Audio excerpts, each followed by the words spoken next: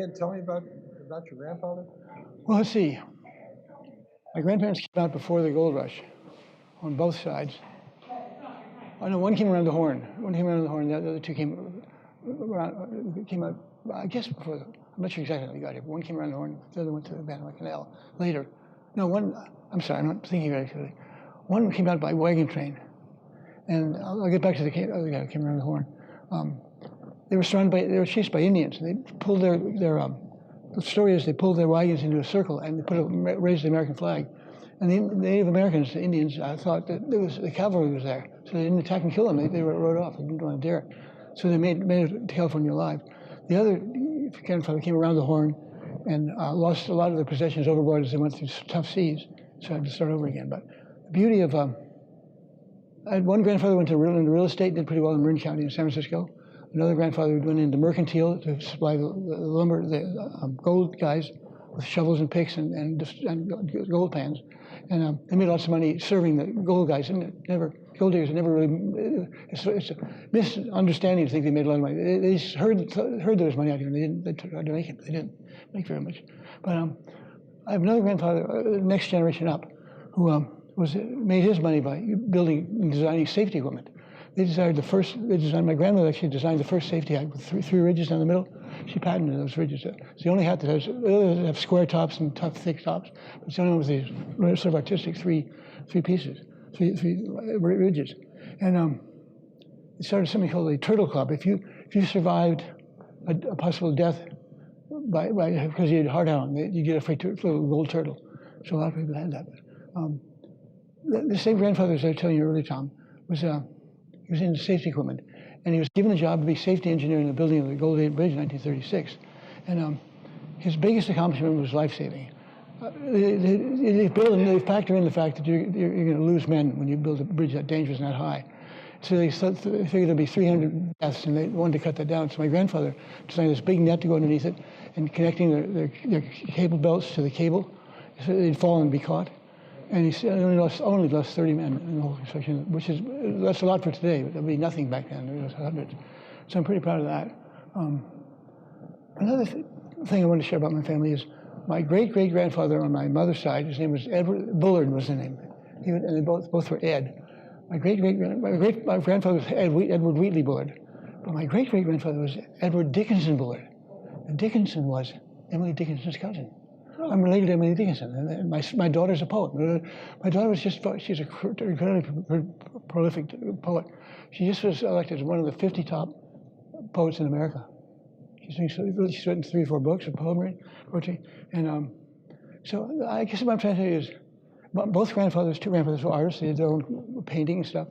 My mother did some art. My dad was an artist and a painter and a carver. My brother is a painter and a carver.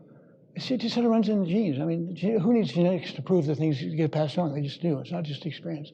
But the fun thing is, they're all a bunch of kind of, well, I don't say crazy. Some people say crazy, but unique people. They follow their own dreams. They always have. And they've had fun doing it. I think the secret of lifetime is to have fun. You got to find time to appreciate the beauty of God's earth around us and have a good.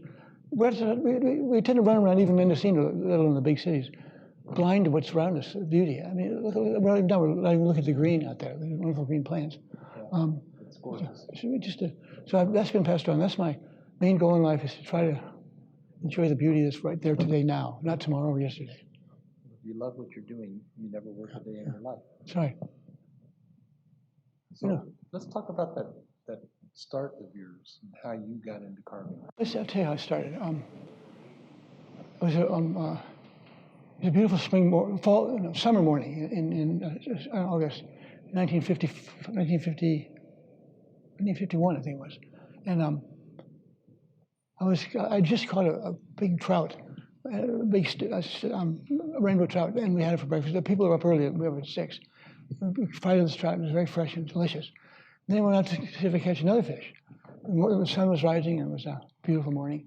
And these 2 guys were walking along the lake, and I knew one who was a neighbor. My aunt actually owned 20 acres right on Lake Tahoe, which they sold to Safeway 30 years ago, which is said, where Safeway is Lake Tahoe, where we camped. We had one cabin that was 20 acres in a beautiful setting, a pier. And so I was fishing for a second trout, and these 2 guys came up to me, and one guy was Mr. Merrill, who's the host, and his guest was, I'll tell you who the guest was in a minute, but the guest said to me, Wheatley, I understand you do a little carving of birds. What would you carve me to do a California quail? So I said, would $10 be all right? He said, make it 20. It was Trader Vic Bergeron, the restaurant guy. And he bought my first piece. That's how my career started. It was magical. Did he buy any more pieces? He had bought about 5 or 6 more pieces before he died, but he was very supportive of the arts. He was a really sweet man. He was a painter himself. He'd already be painting in his office, doing scenes of the ocean and bay and boats and stuff. And how did he know that you would? I don't know. Mr. Merrill had told him. Mr. Merrill had seen him. I carved when I was 10 years old. No, I started when I was 6. And I went to South every year. I'd pick up a piece of driftwood and carve it and make a bird out of it or something. And he'd seen that, and he told Trader Vic. And he knew Trader Vic was interested in supporting kids and art. So that's how it started. And so I never had a job, Tom. You probably wouldn't like me to come to your door and apply for a job because I never had any experience. But the thing is, I've always made I made all my extra money in the summertime carving birds when I was in high school and college. And when I got married in 1966, we moved to Mendocino, by the way, that year. We didn't have any money. So I got about 12 pieces together and took them to Abercrombie & Fitch, and they bought them all back in San Francisco. So Abercrombie & Fitch supported me for a year or two. And then I started going out on my own and did private things for private people. And then I moved to Mendocino. We first moved to Westport in 1966. We like to say Mendocino, but it was Westport community, and Mendocino community. And I called. We had no money in the bank, and the phone rang. And it was some friends in the city. They said, I didn't ask them. They asked me. We'd like you to do us some robins. I mean, we couldn't believe they were down to zero, and it was a $600 commission, which was a lot of money then. And it just started with a bang. So I did wood pieces for the first 10 years, and then I started in bronze 80. And bronze just took me to the moon now. My birds have gone all over the world to heads of state, 27 heads of state, 5 presidents have bought my work. I've sold about 1,000 pieces, or maybe 1,200 over the years. I've supported my family on it only. Sometimes the support's been kind of lean, but it's been there. And see, the beauty of my collection coming here, Tom, is this. I started in Mendocino in 1966, at Westport, but it's still Mendocino County. And my birds took off and went around the world for 40 years. And then they're coming home before I die. They're coming home to a place where they'll be forever. And I'm sort of, the only word that describes how I feel, Tom, is dumbfounded. I'm totally dumbfounded that this would happen. You and I talked about maybe finding a place in Fort Bragg or somewhere that's not so expensive to buy or rent. And that was way too much. Too much of a risk. But when Tom Taylor and talked to the Worcesters, and the Worcesters talked to the Art Center, it was just one thing after another, just like cards falling and you push them over. It just had one thing happen. I'm still getting phone calls that are involved in this, and I appreciate your input, and I'm just amazed. Well, you say that I wouldn't want you if you showed up at my business. I've done the job of it. You are a business. I own a business, but you are a business. I have to be. I'm a business. You had to learn marketing. Yeah. You had to learn finance. I didn't know that, but that's what I was doing. Yeah, you are a business, and very few people can say that. Yeah. That they, in their own right, are a business. Yeah. You've never worked for anybody. No. Except my wife. She's very tough. She's so tough on me, which I need. Well, she's your brother. Yeah, she's my brother. We're a team. Yeah, absolutely. But it's, let me tell you another remarkable thing that's happened. It seems like when good things start to happen, I mean, I don't believe that you make your own magic. I think that my feeling about God, if I could bring God into it, is an expression of life. To me, you don't get rewarded if you're good and punch. You get the fruits of your failures if you fail, and you get the fruits of, if you want to make money, that you can make money. But the good things happen just because God loves us. I didn't do anything to deserve this. I worked hard and I did some fun stuff. But the thing is, even a bigger blessing than this, Tom, I can't believe this is happening, is my oldest daughter, number one, is doing fine. Her husband sold the Silicon Valley business in 38 and he's retired, so traveling, they're having fun. But my youngest daughter fell in love with a guy who didn't have any money. He was 4 years in accounting school, He did very well in school, but there was nothing available in East Oakland, of all places. They lived in East Oakland. They just moved. I'll get to my story here. So he came to Mendocino, looked for a job, couldn't find one. Happened to go by the Little River Inn. They wouldn't hire him. And they went home dejected that they couldn't find a job here either, just like Oakland. 2 weeks later, he got a phone call from Little River Inn, and they said, "You're hired." So my daughter and her husband and 3 children moved to Mendocino and moved to our house. We have 12 acres out the Compton Road. And they took over our house. They needed the space and the bathrooms. And I'm just still dumbfounded. I hate to use that word, but I'm flabbergasted. Maybe that's better. But I'm still alive, just like I'm still alive. The principle, the same principle applies to the situation of birds coming here and to my kids, my grandchildren. I'm still alive when I'm getting honor here at this college. I'm here to see the people appreciate the totality of my work. Same thing with my grandchildren. Our kids, we moved to the studio from the house. The studio is just a funky place on the hill. It's a nice view, but the others down in the trees is really nice too. But we get to appreciate our kids and grandchildren appreciating our house. There's a big swing that's 50 feet high. There's a couple of swings for little kids. They're going to build a chicken coop, which we had chickens for a while, but I had to let them go because the foxes keep getting them. But I can't express my joy about seeing my own grandchildren. Let me tell you what happened a couple of days ago. I'm sitting carving. I still can. I'm retired from my bronze business, but all my bronzes are still available. All editions 100, so they're still out there. I'm not doing anything new, but I'm doing wood carving still, which I used to do, and I'm doing again. My two grandchildren, my oldest grandchildren's in high school, so the other two are 3 and 5, and they came up to watch Grandpa. And I guess Mom said, "Don't bother Grandpa." So they came up, they stood behind me and watched me carving. I didn't say a word either. They just watched me and I kept carving, wonder in their eyes. They went outside to play with their dog. They came back in and watched me. Went back out and picked some huckleberries to grow right by our studio. Went back inside and walked away without saying a peep. I can't explain how it touches me so much, but my grown grandchildren are walking up the hill to our studio, which is a falling down building and now being fixed up. And watching Grandpa carve. And I'll never forget that either, but I think they'll never forget that. It's such a...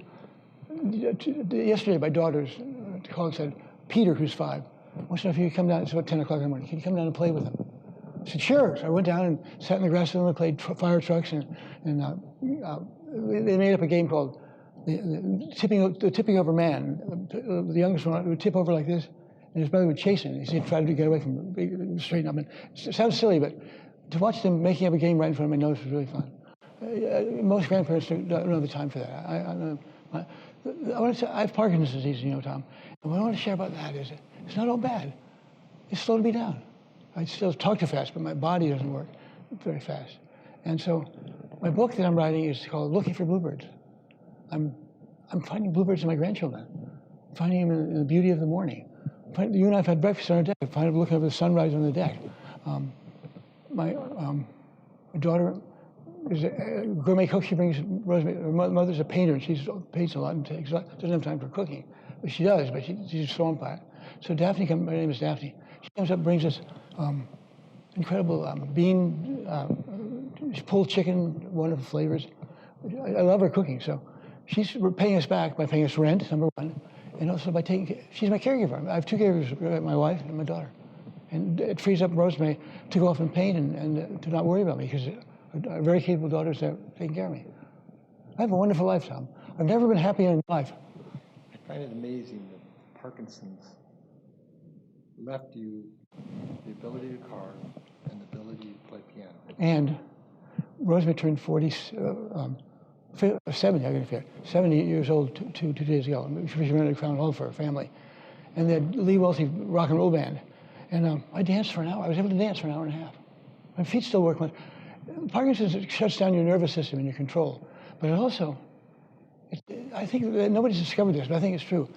Well, the reason I can carve and play the piano and dance still is because I reactivated those nerves by sheer willpower, by sheer belief that I get up in the morning every morning and I feel depressed. My body won't work. I can't get out of bed. And at that moment, I have to choose. I have to choose every single day in my life now whether I'm going to be happy or not. So, okay, you can do it. You did it yesterday. You can get up. You can brush your teeth. You can go to the bathroom. You can make your bed. And pretty soon these things keep really, and those old nerve channels are reawakened. So I just know there's something intellectual or medical or something about the nerves. I think there's a lot more there than doctors know. I'm being checked out to be a candidate for brain surgery called DBS, deep brain stimulation, where they drill a nickel-sized hole in your head, put these wires onto your brain, and you control them with rheostats. I don't want touching my brain. I mean, the chances are, I'm fine, thank you, I am. I don't mind stumbling around. I enjoy being slowed down and being able to look at, that's why my book is called Looking for Bluebirds. I enjoy that. And that is what impresses me about you, is your spirit and your willingness to face every day as it comes. It's amazing to me. I wouldn't trade it for the world. I don't mean that in a weird way, in a way that I'm proud, I'm better than the other guys. I mean in a very humble way, I hope. That I've discovered a secret that you can take control of your life no matter what happens. You don't have to. A lot of people give up. They give up with cancer. There's some people who they can't help it. It goes fast. But Parkinson's, you can see there are about 5 million people with Parkinson's in this country. Almost a million. The only disease that's more rampant is AIDS, and cancer, of course. But it's just. I just love my life. I'm very happy with it. And I'm glad to have friends like you, Tom. You've been very supportive. Thank you for being a friend. I'm friend Tom here for being a friend.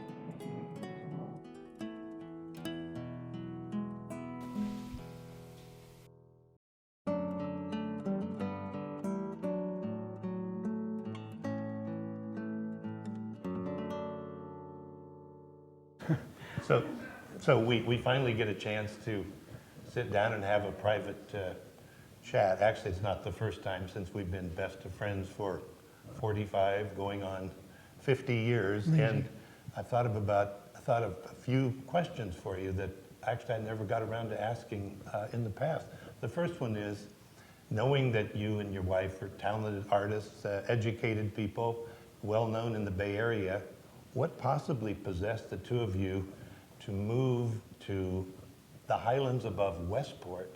It seems like the last place in the world that one would go if they were seeking to start a career in art and market their art. So what happened? What was that all about? Well, that's a good question, Jim, because I haven't thought about that for years. But remember that I've told you that I fell madly in love with this woman before I even knew her. It was love at first sight.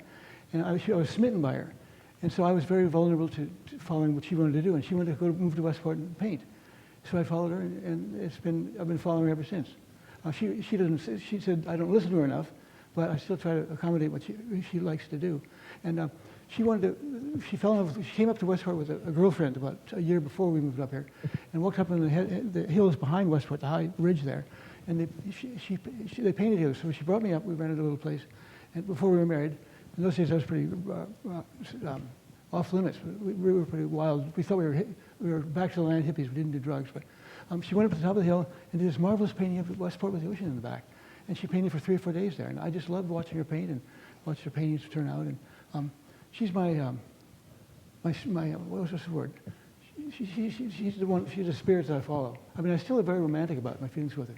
I know that. I've known that over all these years, actually. But how would you plan to make a living? I know you weren't trust fund babies. You didn't have any thing going in. You weren't going to do anything, illegal or off the charts. How were you planning to get by with your artwork? Well, my dad was asking me the same question about 3 months after we were married. He said, "When do you come back and go to work?" I said, "Dad, I am working." But to his benefit, he knew that I had zero in the bank, and he wasn't giving me any more money. So we were thinking about this. We didn't believe it. We believe in God now. We've become Christians in our lives. But before that, we believed in Ayn Rand. And we said, something will happen, we'll make it happen. Nothing happened. So we were down to about $5 for lifting the bank, and the phone rang. It was a couple in San Francisco who wanted me to do 3 flying robins in flight with a mobile. And I charged $600 to pay, which was a lot of money back then. And we had money, and we've had some money, not a lot, but some money in the bank ever since. It's just a matter of trusting life, I guess. There always seems to be a sale out there. Then I'll tell you about these 2 people, Ray and Donna Worcester, how they came into my life and just magnified all this. But it's just amazing. I don't feel proud in the wrong way. I don't think. I'm proud that I was able to be humble enough to realize that I really had to work and work at it.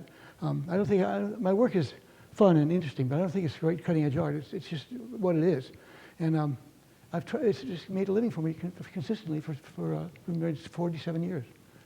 Well, it has, and of course, I've also observed, Wheat, that combined with your artistic talent is something that's not so evident, and that is you're actually a wonderful marketer of your work. And so many artists, particularly local artists, struggle. They might do beautiful artwork, but they stall out when it comes to finding a way to market that work to sustain themselves economically. And I think that's one of your great talents, but it only supports the artistic talent. And I've always been amazed as I've looked at your sculpture, your three-dimensional works, that you inevitably capture for me the real essence of flight. I mean, your work is not totally detailed. It's not an attempt to recreate nature, but every work shows me the flight or even the potential of flight. And that must be an inborn talent, because I don't have that gene. And let me ask you, how are you inspired to get up and create a work? What happens? Well, it's not as romantic. That part of my life is not as romantic as most people think. If you're a painter, looking at blank canvas is more the thing. You get up and you look at the blank canvas. I look at a block of wood. It's hard to explain, but and I can see an eagle in there, or I can see the way the grain goes. I'm inspired by the wood mainly, and I just have a habit of getting up, and it's kind of like with my Parkinson's disease. A similar point here. I get up in the morning and I don't know what's going to help. If I can get up, I don't know what I'm going to do. I don't know if I can survive. If I can walk to brush my teeth. But same as with my art, it's always been there, and this sort of built it into me while I'm surviving with Parkinson's. I look at the age. I wake up potentially very depressed for 1 minute. And then I learned a long time ago what Abraham Lincoln said. He said, "Happiness is a choice," and happiness is a choice. I get up and I say, "I can do this. I'm going to have fun today. I'm going to find a quail and a piece of wood that's going to be fun to do." And I sit down after I have breakfast, and I start early in the morning. I just sit there and carve a quail. Bring the quail, carve everything away from the chunk of wood that doesn't look like a quail. That's what some famous, Henry Moore, I think, said that. Just take everything away that doesn't look like a new woman. So if you see a block of, let's say, old-growth redwood, which I know for years was your primary effort was in redwood, so you, in a sense, see the bird inside and you just take away what isn't the bird? I'm stealing Henry Moore's line, but that's a little bit too romantic too. I can also carve a piece of wood into a hummingbird if I want to. I can just make it happen. So it's not as clear and romantic as some people say. I think the secret to my success, Jim, and it hasn't always been, believe me, it has not always been successful. You know, there are many times when I've had trouble struggling with money. But I'm not, I take rejection well. If I'm trying to sell it to, I've had people be pretty rough with me. There's a guy in Fort Bragg, I won't mention his name, but he wanted me to bring some work by. And as if they heard. So I called him and he said, "Oh, you're that guy that follows people around and tries to sell them birds. I don't want to see your stuff." Here I was reaching out to him, and he slashed back. And I didn't let that bother me, because I realized that most people are very kind and say no nicely or say yes nicely. So I keep following leads. If somebody said, "I'd like to see your pelican," I call them. I'm retired now, so I'm not doing this anymore with Parkinson's. But this body of work embodies the heart of what I've done. And there have been acceptances and rejections from all of them. And some people are just grouchy. And that's the way they communicate. They're rough. A lot of Fort Bragg guys are cowboys. Somebody who isn't grouchy is Howard Wheatley Allen. The one thing that stands out about you, for me, in addition to your work and your talent and your family, is that positive attitude that you've just described. You get up every day. I've seen this over and over, and you make the decision it's going to be a good day, and you make it into a good day. And that ability is unique almost in my experience. And so, I mean, I would say you are the most positive person that I've ever encountered in my lifetime, and you are able to convey that sense to others. And I think it comes through in your work. Your work is uplifting, and it's reaching up, and it's flight. So that combined with the work ethic, and we go back and talk about Wheat and Rosemary dropped out. It was the opposite of that. And yet you did it in a way that's so similar to the people who did drop out and, let's say contemplate their navel or whatever the joke is. And yet you two brought a sense of work ethic, clean living really, and positive attitudes, and how that developed into a body of work that we're now able to see really for the first time. I've never been able to see your work gathered together like this. You and I were talking, I don't think I've ever seen more than 6 pieces together, but to see a whole room filled and to know that, that Ray and Donna Wooster collected these pieces over most of a lifetime and are making this generous gift. It's a tribute to them, but more than that, it's a tribute to your work and your perseverance. And you know, back when you struggled a bit financially, I always thought, well, maybe Wheat's going to go back. He's a trained architect. He could sell real estate. He could sell anything. But you stuck with your art, and I have to really credit you with that, because it's been an inspiration to me. And as you know, you've been a mentor to me in conservation work. And your art is also very much a part of the natural world. So I'm just really thrilled and delighted that we're able to gather together and see the Wheatley Allen collection. I've wanted to do this for a long time, and I'm privileged to own a few pieces, and you didn't make any particular sales effort. My lovely wife commissioned one of my favorites, which is an old-growth redwood carving of a pelican just about to wheel down and get his lunch, and I'm forever inspired by that piece. But I also want to credit you with the fact that somehow you become world-renowned, and how you drop out above Westport and then make this path to a world renown is a very interesting story. And it has some, I know, some hitches along the way. We all have our struggles. You've had probably more than your share, and yet somehow you've, in my view, been able to rise above those things.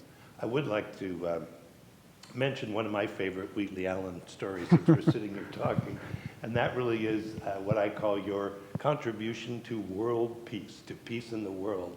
And that goes back to the time at Stanford University when President Gorbachev of the former Soviet Union was coming to Stanford to give a speech. He was hosted by Secretary of State George Shultz, and they had what was a competition to develop an art piece to give to Gorbachev. And so I know you came up with an idea that ultimately was the winning selection, and it was a snow goose. And I remember you telling me that there you were at Stanford University with the work that had been accepted and was going to be the gift, and all of a sudden you were asked to make the presentation to President Gorbachev, which you did, and said a few words. Well, later, just a few years ago, a U.S. journalist visited Gorbachev in his Dhaka. Yes. Actually looked up Dhaka. Dhaka is a summer home. Yeah, provided by the government. Provided by the government. It's a Russian tradition in the month of August to retreat to your Dhaka.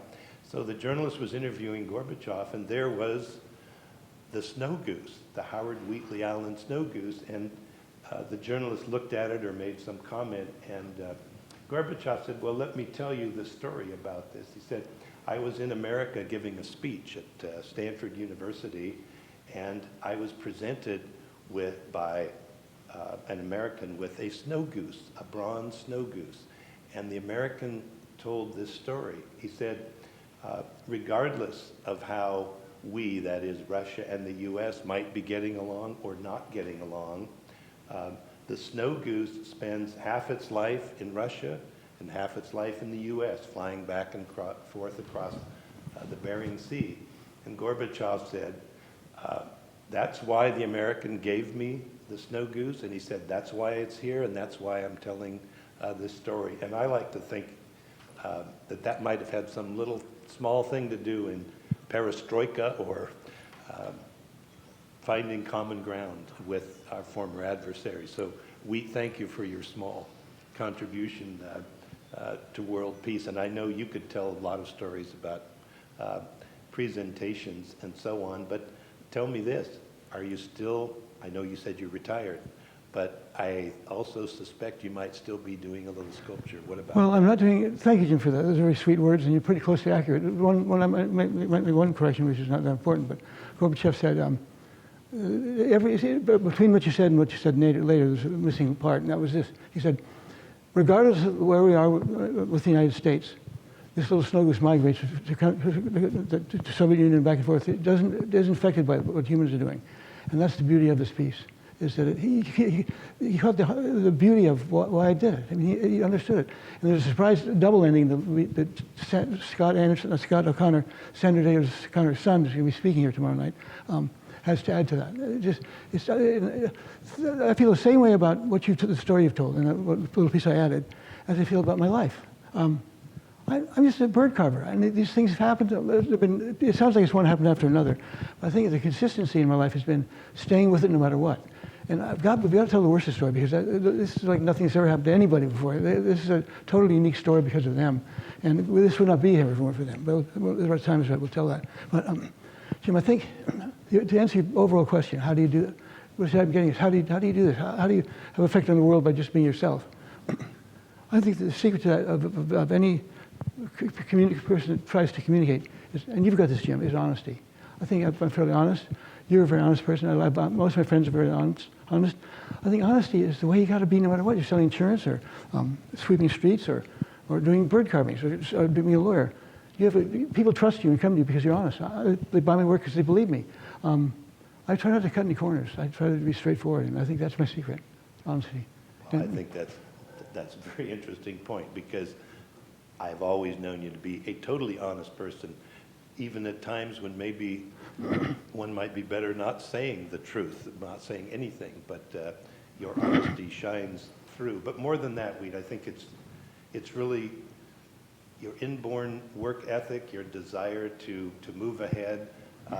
You weren't hit by lightning. This work, this body of work, your lifetime of success, you created that.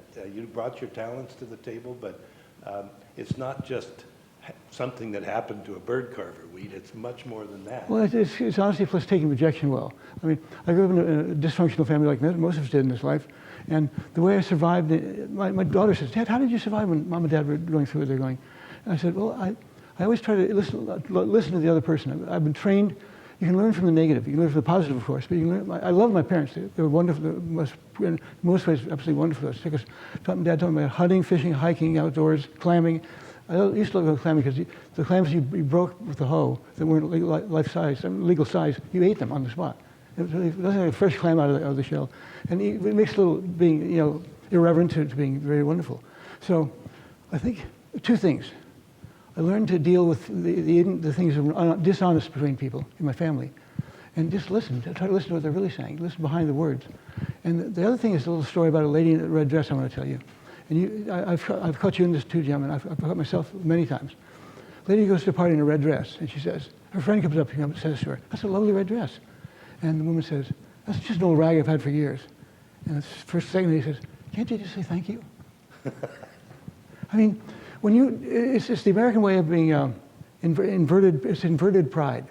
If you say, well, I'm really no good and my work's not good, you're really saying I'm great. And people get nervous because you're not being nice to them. But if somebody gives you a compliment like you just did, and I say thank you, it honors your summation of what you're saying. And you feel good. And I think the overall feeling about life is this. It's really simple, I think. God created this earth so we'd be happy. And we don't embrace that. We're running around making problems and making up things that are not right and being mean to other people. Just take it. The Bible says, delight yourself in the Lord, or this is the day the Lord has made. We're to be delighted with life. We're to be happy, to choose happiness over grumpiness. And that's what I try to do. I think you've been a good sounding board for me, because you agree with those things, I know. Well, you've certainly succeeded, I think, in that path, but I also want to remember something else you said, and that is your quiet sense of confidence about your ability, your work. And if I recall the words that you said, which were not original with you, it had to do with the idea that people perhaps overvalue the talent, the work of others, and undervalue their own Malcolm Forbes said that. ability. Was it Malcolm Yeah. Forbes? Well, he's had some success, Yeah. so maybe he knows a little bit about, I think people undervalue themselves. Exactly right, Jim. Where We it is. undervalue the people in this room. 3 people that are right here. I love them. I've learned a lot. I love these guys for 40 years, but Terry is a very sensitive guy. And if you just try to listen to what he's saying, and not joke around too much, there's nothing wrong with joking around, but it honors them. And I try to honor every person I meet if I can. well, I know that. Well, it's been an honor to sit here and speak with you, to share life with you, raise our kids together, spend time in the wilderness. Taking a walk with Wheatley Allen is a fun thing to do because that natural world just opens up and you're keenly aware of what's going on and know so much about it. So let's say congratulations on this wonderful show. And for the first time in my life, I get to have a broad view of the fabulous works that you've created over your lifetime. So Thank you. congratulations.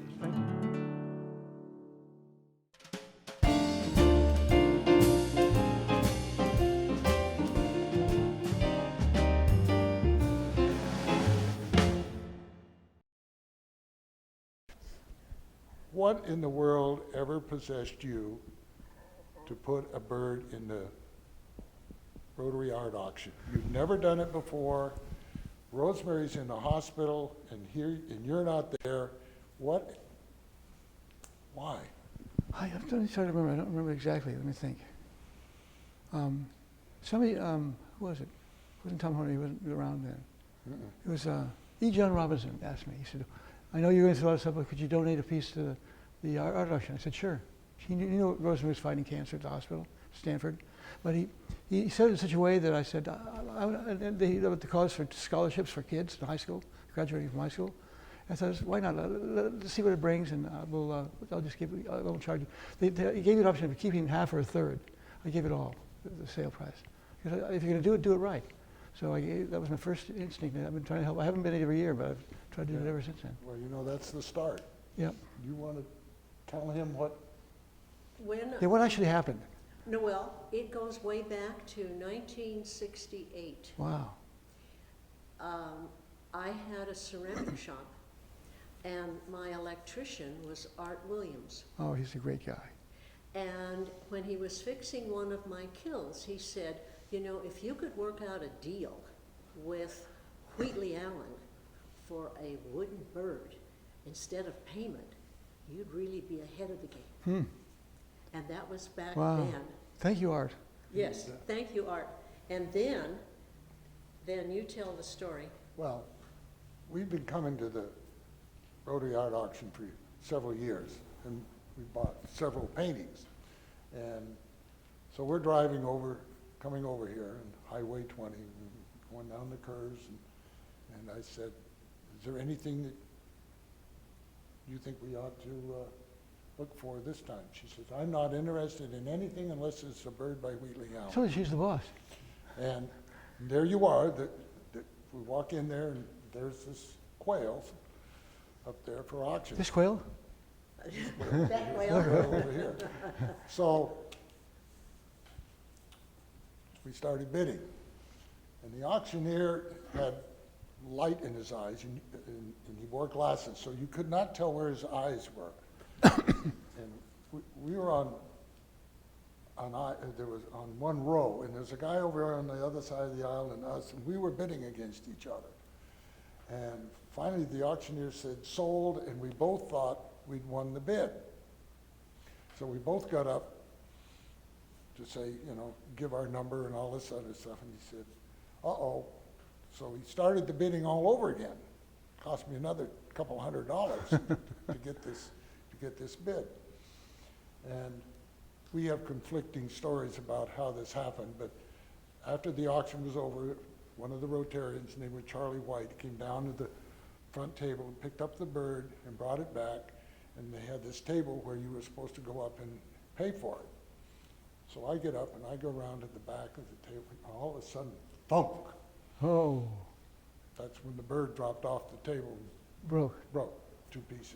Well, broke where it was welded. Yeah, right. And so they asked me, do you want your money back? Do you want to get it fixed?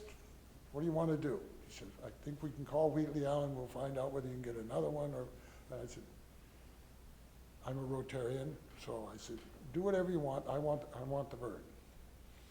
So the next night, I got a phone call from the president of the Rotary Club, and he said, I talked to Wheatley, and he says, you can either have that one fixed or you can have a new one. And I said, well, I've been thinking about this. And you could hear this big sucking in of breath. What does he want now? I said, I want to meet this guy. So I said, I will take the repaired bird, but I want you to, I will come over from Ukiah to Mendocino, the Little River Inn, where they held their Rotary meeting, and I want you to have Wheatley Allen there. I want my picture taken with him, and I want him to autograph it, okay? So he said, oh, we can arrange that. A lot of faith here going on. Yeah. And so, I don't know, you remember even getting invited to that? Yeah, I do. And I that's don't when we remember met? any of the details, but I remember meeting you and seeing that you're a different kind of client. You guys are, what's different about you guys? There's something different I recognize right away. You have well, I mentioned with Jim Larson, you have an honesty about you. I love people that are honest. And but you are also firm.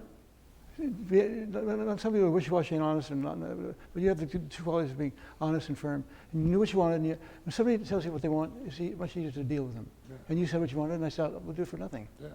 Fix for nothing, as I remember. Yeah, but then you led me down the garden path. You invited me up to your studio up there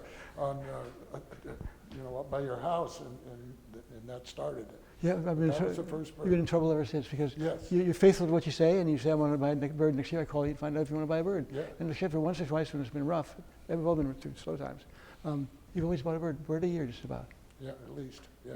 If you include the wood pieces, the 25 that are coming with the bronzes, it's more like 65 pieces you're donating here. 26 birds, wooden birds. Yeah, yeah, yeah. That's way beyond the Call of Duty. Well, you guys are crazy. But I dealt with it. I enjoyed every minute of it. No, except that we get a phone call. Ray, we got a phone call from Wheat. He's coming over. What does he have? A bird. A bird? No, we cannot have any more birds. We have enough. We've got 65 or had 65 birds. And you'd bring it in, you'd open that front door, and here you'd have that bird, and I'd just say, Ray, I have to have it. We have anything left on our credit card? Always, always. We bought a couple of birds on credit cards. We Oh, maxed out on our credit cards. right. Well, the This is- very this is first amazing. time, after this bird, the very first time was that we had, bonds had been sold. And we got the I remember that, yeah. the money from the bonds. And I said that we should invest this in something. We should invest it. And we went up to your studio and we left with either 3 or 4 birds, more than that. blew all of it, and it was. Donna, you also collect old cars. You couldn't buy any cars that year. No, Yeah, no cars that year. That was my biggest competitor, is old cars. No, but it was that. I was reading something in the book that I have for you, my treasure book, and the birds that are behind you, you wanted them on the grounds of the Pentagon by Thompson. When you took them back, did you take back that piece back with you? You know what I have? I have a beautiful poster-sized picture of the thing. I'll give you that. It's the only one in existence. It's a picture of, I never made the birds. I made the original design for the birds was written for the Reagan Library. And the vote was 11 in favor, 1 against. I can tell this now because it's part of history. The 1 against was Nancy Reagan. Ronald Reagan voted yes, but I made him, you get this thing Jim Larson talked about being back to the land hippies, good hippies or whatever. We didn't do drugs. I made a joke. I was all dressed up. I had a nice tie and a short haircut and everything. And you got to be careful when you make jokes.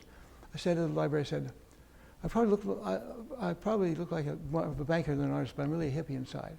And everybody laughed except Nancy. She didn't like that. Oh. And she shot it down. Oh. That's why I didn't go to the Reagan Library, because of my stupid joke. Now, you know what you told me? What? That she wanted the marble to be pink. I made another attempt to pass it to the board, and she said, I'll do it if you make some marble pink. That was the second time she shot it down by, she knew I wouldn't do that. And you did say no. I said no. I probably should have said, yeah, who cares whether it's pink or black? But who else in the world has ever said no to Nancy Reagan? That's right. Right? Huh? Come on now. Yeah. Another claim to Nobody, fame, right? nobody, yeah. Yeah. Huh? It's up on her on the long list of people she's dealt with. No. Then we go back to one of your benefactors, Clarence Woodard. Yes, good for you Yes. for bringing him up. He's been just like you guys. He's gone now. Right, and you were always holding Clarence Woodard up to the Worcesters because Clarence bought a bird, and then you'd come with another bird for us. I use jealousy. Good. You bet, you bet. And so Well, we were then, trying to keep up with it, yeah, up to the Competi- extent of our credit the good old card limit, yeah. the good old American way of competition. Yeah, Yeah. right. and when Clarence died, and you told us that his collection had been sold off, Yeah, to by his children. Yeah. yes, then we realized that we were going to be facing the same thing Wow, that's very smart. with 8 children, and He had 7. Did now- No, he had 6. 6? yeah, and we did not want that to happen. That was not fair to the collection. Yeah, Yeah, That was it his had to lasting. stay together. yeah. And then when you had the book come out, and I was leafing through the book and realized that we had every one of the bronzes, Amazing. then it became important. And that we had to find something to do with this beautiful collection. And the Mendocino Art Center was the 4th place that I tried to get the collection. The other ones didn't even have the courtesy to answer us. Yeah, amazing. They're the losers. We can name Yeah. some people around this area. But it's more important that it be here anyway. Yeah, It this started here. It started in Mendocino. We're doing a capital campaign to raise money to expand the campus. I mean, it all goes together. This will be sort of the leading the charge to get this place put together the way it Yeah. should be. Yeah. Well, Lindsay says that this is a Mendocino miracle. Yeah, it is. Now, it hasn't happened yet. It's right on the verge of happening. But the miracle is that everybody thinks it's going to happen. They believe it's going to happen. It's going to happen. Yeah, yes, yeah, you can just get the feel. And it was, for me, it isn't the donating of the birds that means something. It's for you. I know that, Donna. It's just for you. Yeah. Well, it's like Jim said, this is the only opportunity anybody's gonna have to see complete collection Well, of your work. Ron, I mean, Ray, it's the only question I've ever had. The only time in my whole life, my whole business life and art life, that I've ever seen all together. I mean, nobody has. This is the first in the world. I've never seen all. I've only seen four or five at one time. I've never seen all 40. Oh, I bet you were surprised I when you was- saw him. I was telling Ray, the only word that's operative here is dumbfounded. I'm dumbfounded. I still am dumbfounded when I walk in here. Yeah, well, it was that way for us too. It was not a. And there are 2 qualities I think that are important. And people are going to wonder why I'm not successful with others, but why I've been fairly successful. And that is because I told Jim one of it is you're honest too, you guys are honestly, and I've attracted that in other people too. But the main thing is this: I never thought my work would be put together. I started in Mendocino 45 years ago, 47 years. My birds flew all over the world. Now they're coming back to land in Mendocino while I'm still living. And I get to see how they all work together and how the collection. I mean, how many artists? Most artists are dead before they happen. It's happened to me while I'm still living. Yeah. And I'm just. This is the biggest honor you guys have given me, is that I can see my own body of work while I'm still alive, and my grandchildren can come see it Well, forever. Yeah, And Lindsay Shields, who's the executive director of this art center, she's just something else. She's dynamite. She believes you, she believes me, she believes in herself, she believes that this is going to happen. It's going to happen. With Lindsay behind us, how can we go wrong? yeah. that's right.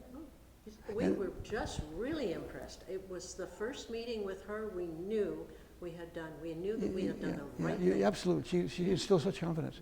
No. And Art Linklater said a great thing. He said, good to see it. The best thing happens for people who believe the best thing is going to happen. I mean, if you don't believe in yourself, and in a good way, not in a prideful way, if you don't believe that something good is going to happen, it doesn't happen. But if you really believe in honestly saying, Jim used another quote that I quoted him the other day. I have a million quotes, so I'm always quoting things, but Malcolm Forbes said, people have too much to believe in the things that you can't do, and too little believe in what they can do. And I think that we all believe, Lindsay, you and lots of other people around here, believe this can happen. And that's how it starts. That's how fundraising starts. Yeah. I've sold 2 people not contributing here. One gave $20. I thought, that's wonderful, 20, a person didn't have my money. The other gave 500. Well, 20 leads to 500, leads to 1,000. I mean, and we don't have to stop. There's no deadline to the campaign. It can go on forever. We can just keep raising money for the Arts Center as it grows and becomes beautiful. It's become a legend. This is going to become the heart of Mendocino. People come to Mendocino to see the Art Center and the library. There's going to be a library here, a museum, an art center, scholarships paid for kids to come here. I mean, if we keep rolling, we could make this into a world-class place that brings very special people. Right. The only competition we'd have would be maybe CCA in Oakland and Parsons back in New York. I think it's New York. These are the best art centers in the world. This could be the 3rd best, or maybe the 1st. Yeah. Well, it should be a destination, Yeah. not a pass-through. Exactly. Very good. You know, not, oh, by the way, I happen to be at the Mendocino Art Center, you know. And we raised $5 million, and now we've done that. It will never be over. Yeah. Everybody, it's the hardest time in the history of the country to raise money for good things. But this has it's a call above the normal. I mean, you could even go to Mendocino and probably make some sales on getting money for the campaign, just because people believe that, well, somebody thinks that the Art Center is the heart. It is the heart. It can be the heart. It will be the heart. Yes. Yeah. Hey, I want you to go back, because I don't think you've explained this to You. anybody. No, they explained this to me, but anybody who, in any one of these interviews, one time I asked you, when we were talking about marketing and selling these birds, and why you couldn't say that President Clinton had bought a Reagan, piece. President Oh, Reagan. 5 presidents, I think. Yeah, 5. Yeah. but any one of them that Uh-huh. had bought a bird, and you couldn't Advertise. advertise that. Well, that's history now. Once Yeah, the president, no, now you yeah, can, yeah. yeah. But I just wanted to honor. I was asked to do that by one person at one time, with Reagan, and she said her name was Nancy Reynolds. She was his secretary way back, and she said, and another woman who was the gift officer in the protocol office said, they both told me, the door's going to be shut if you talk about this too much. You can talk about it among family and friends, but don't publicize it. Don't take advantage of it. I got in trouble one time with George Shultz, as a matter of fact. I don't want to tell you the specific, but I was not sensitive to his need for not talking about where it came from. And I blurted it out one time, and I was upset.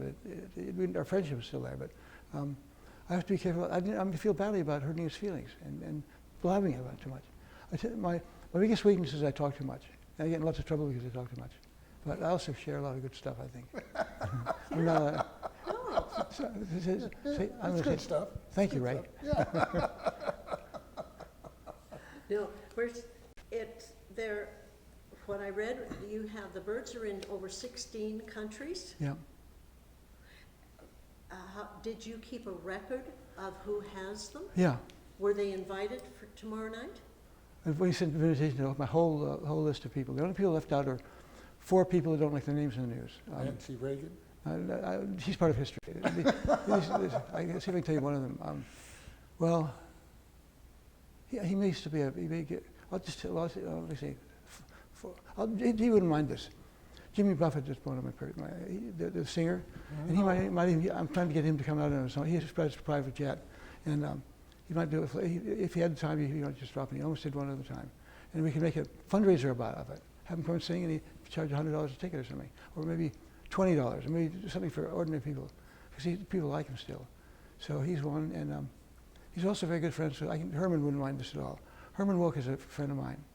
He wrote the Cane Mutiny and lots of other wonderful books about history.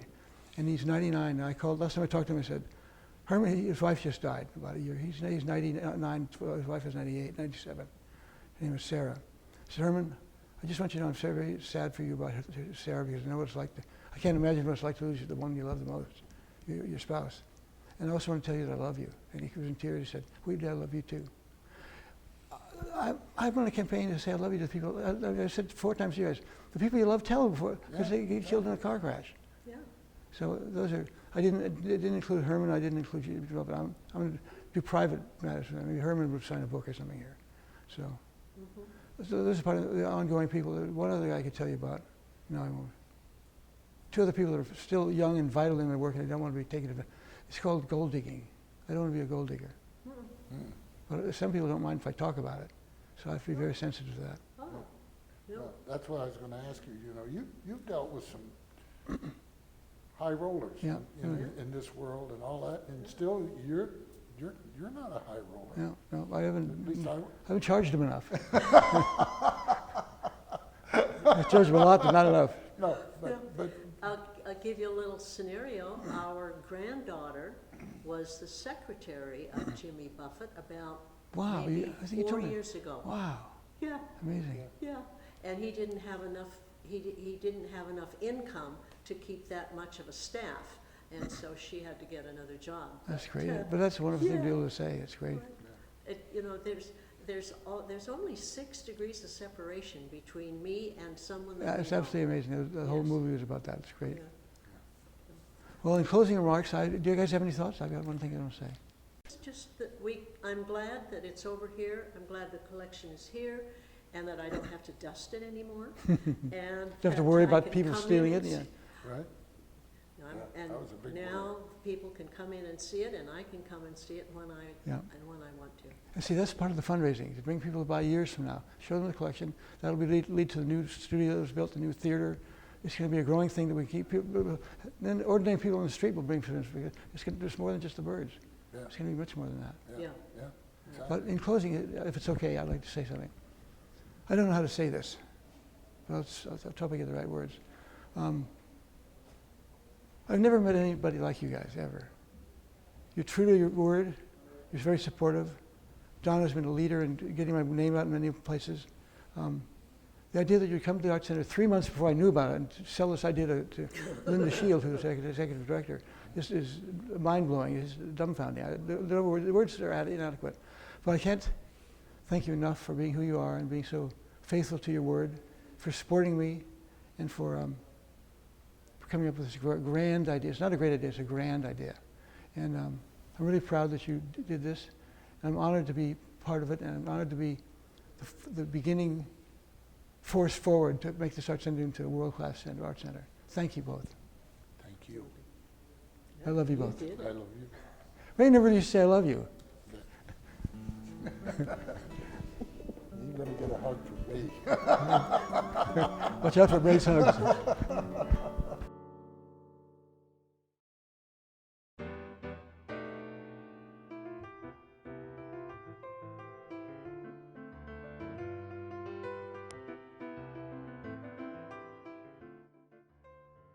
Being a great artist, he's just very caring and passionate about his work, but also about people. And that says a lot. He really, him and Rosemary really care for people. A lot more than people realize.